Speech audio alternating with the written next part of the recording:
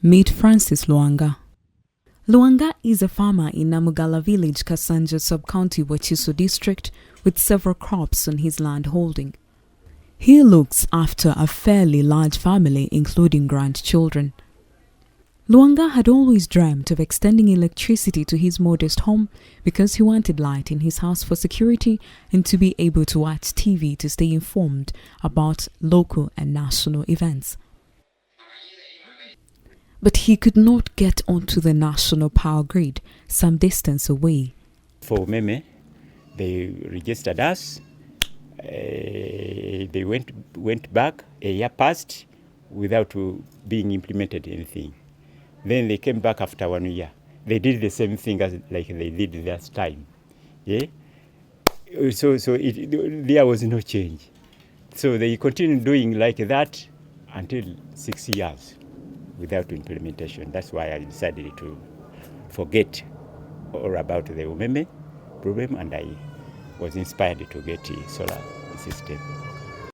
At night, he's assured of a well-lit house, security and safety from kerosene lamp hazards. And his wife does not have to face hassles having to light up a charcoal iron that could even stain the clothes.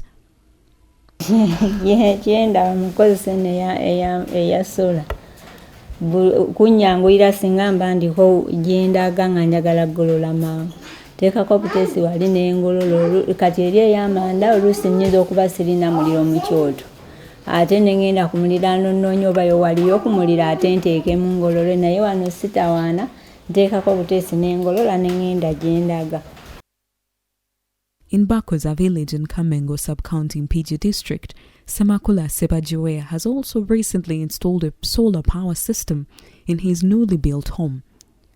He made the choice because the national power grid was way off, making it too expensive to have grid power. In our area, we haven't yet received the umeme or electricity. I decided that when I built my house, I'll do what? I'll buy a solar. And I fulfilled it. That is why I'm on air. A few kilometers outside Mpija town, home of dreams and hopes, an orphanage that looks after 20 children, now has steady and reliable source of power. This is due to the heavy-duty solar systems that have been installed in the premises. While the national power grid is available, it is unstable and prone to outages. And the costs were high, up to 15,000 shillings per day. The home has made a one-off investment of just above 20 million shillings to have the system. In 3.5 years, the system will have paid for itself and the orphanage will have free electricity. Before we were paying more than 15,000 per day because there was the water pump, there were the washing machines, you can imagine all the lights. So there were very many things we were paying for. And I think in 2 weeks we are putting around 100,000 and that can keep us, so it saves a lot of money. In villages where there is no power grid, many now take solar for granted. No wonder Semakula and Luanga have been able to connect to solar power like 300,000 other rural households in East Africa. This was thanks to the 5th Schedule Paragraph 26 of the East African Community Customs Management Act 2005, which exempted specialized solar-powered equipment and accessories from import duty. Now that is set to change following the amendment to this exemption in 2016. The likely scenario could lead to a 25% to 50.5% tax burden, which will be borne by the users.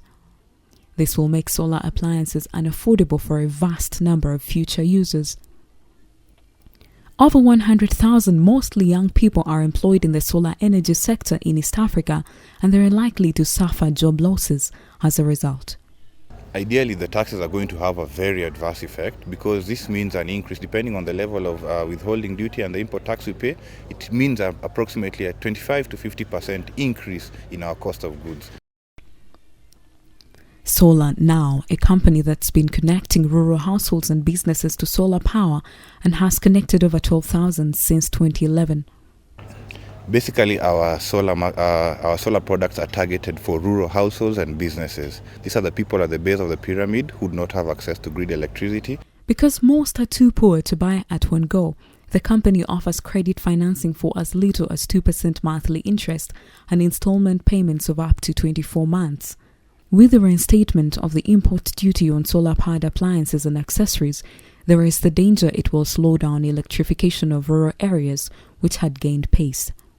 Will the East African Council of Ministers reverse this decision that could endanger the solar industry, which is vital to development in the region? Only time will tell.